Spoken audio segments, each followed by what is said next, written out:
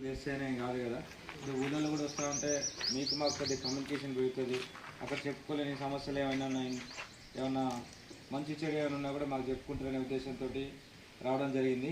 ఇంకోటి, ఈ మధ్యన కూడా చాలా రకాలుగా ఆన్లైన్ మోసాలు జరుగుతున్నాయి. రోడ్డు యాక్సిడెంట్లు బాగా జరుగుతున్నాయి. ఆ పిల్లలు కూడా చాలా వరకు రకరకాల సమస్యలు మా దగ్గరకు వస్తాయి. కాబట్టి అవి ఏ సమస్యలు మ్యాక్సిమం మీకు కొద్దిగా దాని మీద అవగాహన కల్పించడానికి వచ్చినాం. ఓకేనా. కోమటిపల్లి విలేజ్లో విజిట్ చేసి మాట్లాడినాం. పిల్లలు మీకు ఐడియా ఉంది, యూత్ పిల్లలు కొంతమంది చాలామంది వచ్చారు. సైబర్ క్రైమ్స్ గురించి వచ్చింది. సైబర్ క్రైమ్స్ అంటే ఏం లేదండి, మన ఫోన్లు, మొబైల్ ఫోన్ యూజ్ చేసి లేకపోతే కంప్యూటర్లు యూజ్ చేసి మన అకౌంట్లో ఉన్న డబ్బులు కొట్టేయడం కానీ, మన ఫోటోలు మార్పింగ్ చేసి మన పిల్లల ఫోటోలు కానీ, పిల్లల ఆడవాళ్ళ ఫోటోలు కానీ మళ్ళీ మనల్ని బ్లాక్మెయిల్ చేసి దాని ద్వారా మనల్ని డబ్బు గుంజడం కానీ, శారీరకంగా వాడుకునే దురుద్దేశంతో కానీ, సెక్సువల్గా హరాస్మెంట్ చేయడం కానీ, మెంటల్గా వార్తలు చూసే ఉంటారు. సరైన అవగాహన లేకపోవడం.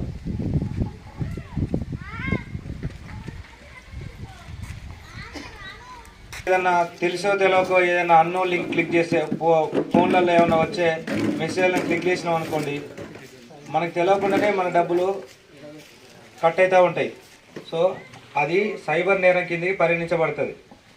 అట్లనే కాదు, కేవలం మనం ఫోన్లో క్లిక్ చేయడం వల్లనే కాదు, ఒక్కసారి మన అకౌంట్కి డబ్బులు క్రెడిట్ అయినట్టు మెసేజ్ వస్తూ ఉంటుంది. ఇట్లా నీ అకౌంట్కి ఒక 2000 వచ్చినాయి, 1000 రూపాయలు వచ్చినాయి అని చెప్పేసి మనకి మెసేజ్ వస్తుంది. నీ అకౌంట్ చెక్ చేసుకోవడానికి 2000 మన అకౌంట్లో పడ్డాయి అంటే మనం ఎమ్మటే తొందరపడి అకౌంట్లో పడ్డాయి బ్యాలెన్స్ చెక్ చేసుకుంటామని మనం ఉరికిపోయి చెక్ చేసుకుంటాం, ఫోన్లలో చెక్ చేసుకుంటాం. అట్లా చెక్ చేసుకునే క్రమంలో వాళ్ళు పంపించిన లింక్స్ ఉంటాయి మెసేజ్లో, ఆ లింక్స్ క్లిక్ చేసుకున్నా కూడా మన అకౌంట్లో డబ్బులు కొట్టేస్తారు. అట్లా జరుగుతూ ఉన్నాయి. అట్లనే కాకుండా వివిధ రకాల బ్యాంక్స్ నుంచి ఫోన్ చేసి మీకు లోన్లు వచ్చినాయని, మనం ఏం అప్లికేషన్ పెట్టుకునే లోన్ వస్తాయా, మనం కొద్దిగా ఆలోచించాలి. మనం ఏం అప్లికేషన్ పెట్టుకుంటే లోన్లు వస్తాయా, రావు. మనం ఏం ప్రయత్నం చేయకుండా, మనం ఏం పని చేయకుండా మనకి డబ్బులు రావు. లేకపోతే మనకి ఏది మనం కష్టపడినప్పుడు, లేకపోతే ఏదో పని చేసినప్పుడు, లేకపోతే మన శరీరాన్ని ఉపయోగించి పని చేయాలా, లేకపోతే మన తెలివన్న వాడి మన తెలివితోనన్నా సంపాదించుకోవాలి. కానీ ఏం లేదు, ఎవరో ఒకరు ఫోన్ చేస్తే మీకు డబ్బులు వచ్చినాయి అంటే నమ్మొద్దు మనం. ఒకటి. ఇంకోటి, ఫ్లిప్కార్ట్లు, అమెజాన్లు ఇట్లా ఆన్లైన్ షాపింగ్స్ యాప్లు ఉంటాయి, అలా డబ్బులు కట్టాలని అడుగుతారు. అట్లాంటివి కూడా మనం నమ్మొద్దు, అవి కూడా సైబర్ నేరాల కిందకి వస్తుంది. ఈ మధ్యన డిజిటల్ అరెస్ట్ అని వస్తుంది. డిజిటల్ అరెస్ట్ అంటే ఇప్పుడు వీడియో కాల్ చేసి పోలీస్ యూనిఫామ్లో సపోజ్ నేను వీడియో కాల్ చేసి వాళ్ళ మల్లయ్య ఉన్నాడు, మల్లయ్య కొడుకు డిగ్రీ చదువుకుంటాను అనుకున్నాం. నువ్వు మల్లయ్య ఫోన్ చేసి నీ కొడుకు డిగ్రీ చదువుకుంటాను పలానా తొర్రూరు గవర్నమెంట్ కాలేజీలో ఆయన కేసు అయింది, నీకు ఖచ్చితంగా నేను జైలు పంపిస్తాం, జైలు పంపించకుండా ఉండాలంటే ఒక 50,000 ఇవ్వాలి, లేకపోతే మేము ఒక ఫోన్ నెంబర్ సెండ్ చేస్తాం, లేకపోతే మేము స్కానర్ ఉంటుంది, ఒక అకౌంట్ నెంబర్ స్కానర్ సెండ్ చేస్తారు, దానికి డబ్బులు పట్టాలని బెదిరిస్తూ ఉంటారు. అట్లాంటివి నమ్మొద్దు. అట్లాంటి అరెస్టులు ఎక్కడ జరగవు. అట్లనే మనకు తెలిసిన స్నేహితులు, ఫ్రెండ్స్ ఎవరో ఒకరు ఉంటారు, వీడియో కాల్ చేస్తారు, చేసి అర్జెంటుగా మా భార్యకు బాగలేదన్నా, మా అమ్మకు, మా అయ్యకు, లేదా మా దోస్తుకు బాగలేదు, హాస్పిటల్కి వచ్చినాం, ఎమర్జెన్సీ వార్డులో ఉన్నారు, డాక్టర్ హాయ్ అంటాడు, లాస్ట్ స్టేజ్లో ఉంది, ఒక 10,000 కొట్టినా 10,000 కొట్టు రాదు అని చెప్పి ఫోన్ చేస్తారు. చేయనారా అసలు నువ్వు మావాడేనారా అంటారు కామన్గా. అట్లనే అదే మన మిడిల్ క్లాస్ ఫ్యామిలీ ఫోన్, సరే అర్జెంటుగా ఒక 5,000 కొట్టురా, ఎమర్జెన్సీ ఉంది, రేపు ఎమ్మటే ఒక 10 రోజులు ఇస్తా అంటే, అయ్యో మనోడు ప్రమాదాలు ఉన్నాడని ఒక 5,000 మన దగ్గర ఉంటే అన్నా కొడతాం, లేదా మన వాళ్ళు పక్కన అడిగి కొడతాం. సో అట్లా ఒక్కోసారి వీడియో కాల్స్ ముఖం ఒకళ్ళది బాడీ ఒకళ్ళది పెట్టి వీడియో కాల్ చేస్తూ ఉంటారు. అవన్నీ నమ్మొద్దు, మనం డైరెక్ట్ ఫోన్ చేసి మాట్లాడాలి. ఇట్లా మీకు వీడియో కాల్ వచ్చింది, అది వాస్తవేనా అని మాట్లాడాలి. నేరాలు చాలా రకాలు జరుగుతున్నాయి. ఇంతకుముందు పాతకాలంలో ఏంటంటే కొట్టుకోవడం, మనిషి కొట్టుకోవడం, తిట్టుకోవడం, పక్కింటి నడుచుకోవడం, పూల మీద కుక్కల మీద పెట్టి పంచాయతీ చేయడం, ఇట్లాంటివి జరిగేది. గెట్టు దగ్గర సమస్య, సపోజ్ తాగి తప్పి గొడవలు పెట్టుకున్న సమస్యలు, పంచాయతీలు ఇట్లుండే. అప్పుడు ఆ నేరాలు ఎట్లంటే, నేరం చేసిన మనకి ఎదురుగానే ఉంటాడు, మన బాబాయో, మన పాలోడో, పక్క బజారోడో, పక్కింటోడో అయి ఉంటాడు, మన ఊరోడో, లేదా మా సేవ తిరిగేటోడు, ఎవరో ఒకరు అయి ఉంటాడు. మనకు తెలుస్తుంది ఎవరు మనకి నష్టం చేసింది ఎవరో తెలిసిపోతుంది. కానీ సైబర్ నేరాలలో అట్లా తెలియదు. మనకి ఎవడు నష్టం చేసిండు, మన అకౌంట్ నుంచి డబ్బులు ఎవడు కొట్టేసిండు, అట్లాంటివి మనకు తెలియదు.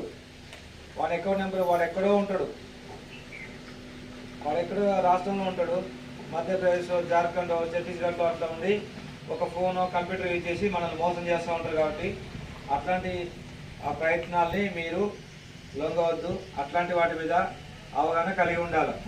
పెద్దోళ్ళైనా కూడా, చిన్నోళ్ళైనా, చదువుకున్న వాళ్ళైనా. అంటే ఎందుకు న్యూస్ కాల్స్ వస్తూ ఉంటాయి అబ్బాయిలకి, క్లిక్ చేసి ఒక 1 సెకండ్ ఒక నిమిషం న్యూస్ కట్ చేద్దాంలే అది అన్నట్టు ఉండదు. ఖచ్చితంగా ఎమ్మటే కట్ చేయాలి, అయితే బుక్ అవుతారు. అట్లాంటివన్నీ సైబర్ నేరాలకి పరిగణించబడతాయి.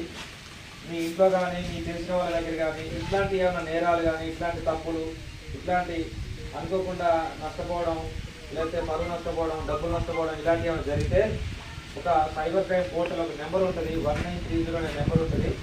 ఆ నెంబర్కి కాల్ చేసి అనుకోండి, గంటలోపే, ఇప్పుడు ఫోన్ చేసిన గంటలోపు నష్టం జరిగింది, డబ్బులు పోయిన గంటలోపు ఏమంటే ఫోన్ చేస్తే మీ డబ్బులు, సపోజ్ ఒక ఎస్బీఐ బ్యాంక్ నుంచి డబ్బులు కొట్టేసిన అనుకో, మన అకౌంట్ ఎస్బీఐ బ్యాంక్లో ఉంటుంది. ఆ ఎస్బీఐ బ్యాంక్ నుంచి డబ్బులు కొట్టయితే రకరకాల బ్యాంకు పోతూ ఉంటాయి. అట్లా మనం ఒక గంటలోపు ఏమంటే కాల్ చేసినాం అనుకో 1930 నెంబర్కి, తక్కువ టైంలో ఎంత తొందరగా కాల్ చేస్తే అంత తొందరగా మన డబ్బులు హోల్డ్లో పడడానికి అవకాశం ఉంటుంది. కాబట్టి ఆ నెంబర్ గుర్తుపెట్టుకోండి. చదువుకున్న పిల్లలు ఉన్నారు, పెద్దవాళ్ళు ఉన్నారు, మీరైనా ఏమన్నా మీకు ఏమన్నా అనుకోకుండా ఇలాంటి ఏమైనా నష్టాలు జరిగితే ఏమంటే చదువుకున్న వాళ్ళు చెప్పండి.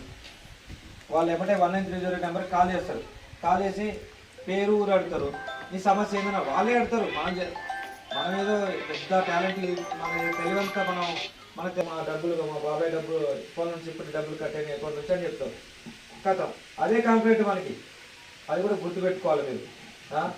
అది సైబర్ నేరాలకు సంబంధించి చాలా రకాల నేరాలు జరుగుతూ ఉంటాయి, చాలా రకాలుగా మనం నష్టపోతూ ఉంటాం. ఈ కొన్ని మచ్చుకు మాత్రమే ఉదాహరణలు. ఓకేనండి. నెక్స్ట్ రోడ్ యాక్సిడెంట్లు కూడా. అప్పుడు ఒక పూట 2 పూటలు అన్నం తింటే రోజు మొత్తం గడిచిపోయేది. ఇప్పుడు పై కాపునికి ఆకలి అవుతారు, మధ్యాహ్నం కాపునికి ఆకలి అవుతారు. అంటే మన తినే తిండిలా చాలా రకాల మనకి ఉపయోగపడే ఇంకా దొరకలేదు. ఇంకా గతంలో ఉన్నట్టు పోషకాలు ఇంకా ఇప్పుడు ఉన్న వాటిలో దొరుకుతలేవు. కాబట్టి మీరు కూడా మనం ఎప్పుడు కూడా ప్రమాదం ఒకే రకంగా ఉండదు. సో కాలంతో పాటు మనం కూడా మారాలి. గతంలో రోడ్డు మీద ఒక బండ్లో 1-2 తక్కువ కనిపించేది.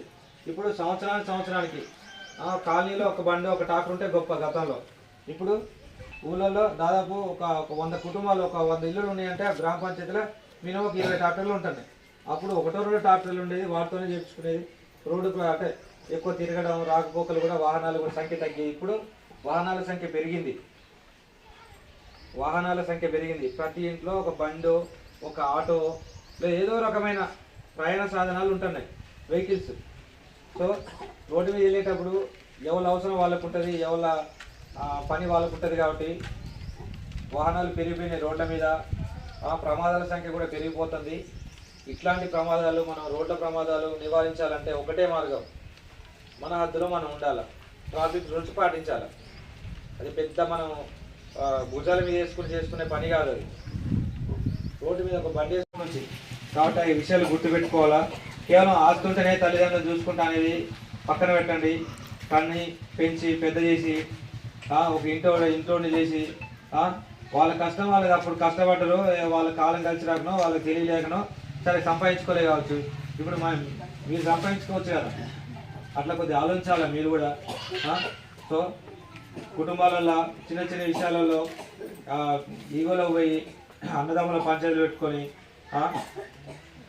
అత్త కోడలు యారాల పంచాయతీలు పెట్టుకొని దాన్ని పెద్ద చేసుకోవద్దు. చిన్న చిన్న సమస్యలు ఉంటాయి. ఇంకా ఇప్పుడున్న కాలంలో అతిపెద్ద సమస్య గుర్తుపెట్టుకొని చెప్తున్నా. అతిపెద్ద సమస్య ఏంటంటే పిల్లల్ని మంచిగా పెంచడం, పిల్లల్ని చెడు మార్గాల్లో పోకుండా చూసుకోవడం. ఇది అతిపెద్ద టాస్క్ ఇప్పుడున్న కుటుంబాలలో. ఇప్పుడున్న కుటుంబాలలో పిల్లలు చెడు సహవాసాలకు అలవాటు పడకుండా, చెడు వ్యసనాలకు అలవాటు పడకుండా. అవునా కదా, మీరు ఆలోచించాలా. ఎందుకంటే రేపు రోజున సరిగా వయసు రాకముందుకే లవ్ పెళ్లి పెట్టుకోవడం, తల్లిదండ్రులు చెప్పకుండా పారిపోవడం, ప్రేమ పెళ్ళిళ్ళు చేసుకొని రావడం, అటు ఇటు గొడవలు పెట్టియడం, చిన్న చిన్న తప్పిదాల వల్ల పెద్ద పెద్ద నేరాలు జరిగిపోతున్నాయి. తొందరపడి తప్పకడలు వేస్తున్నారు. అట్లాంటివన్నీ కూడా పేరెంట్స్ కనుక కొద్దిగా మనసు పెట్టి పిల్లల మీద దృష్టి పెడితే పిల్లలు కూడా మారుతారు. మొత్తం పిల్లలే తప్పని మనం నెట్టేయద్దు. పెద్దోళ్ళు కూడా పిల్లల మీద దృష్టి పెట్టాలా. ఏం చదువుతున్నారు, మావాడు ఎవరితో తిరుగుతున్నాడు, ఎవరితో సాహసం పడుతున్నాడు అని కొద్దిగా ఆలోచించండి. మంచిగా సమయం సందర్భం చూసుకొని, అరే బిడ్డ మన పరిస్థితి ఇది, మన కుటుంబం ఇది, ఇగో నా గీత ఆస్తుంది, మా అయ్యకు 2 ఎకరాలు సంపాదించిండు, నువ్వు అటు ఇటు తిరిగి చిల్లర సాహసాలు బట్టి ఏమన్నా ఎవరు ఇష్టం వచ్చినట్టు వాళ్ళు పద్ధతి ప్రకారంగా చేసుకోవచ్చు. మాకు ఇష్టం వచ్చినట్టు చేయొచ్చు కదా, నేను వాని మీద చాడీలు చెప్తా, వాని మీద అసత్య ప్రచారం చేస్తా, అట్లా కూడా ఉండదు. సో చట్టాలు అన్నిటికీ సమానంగా రాజ్యం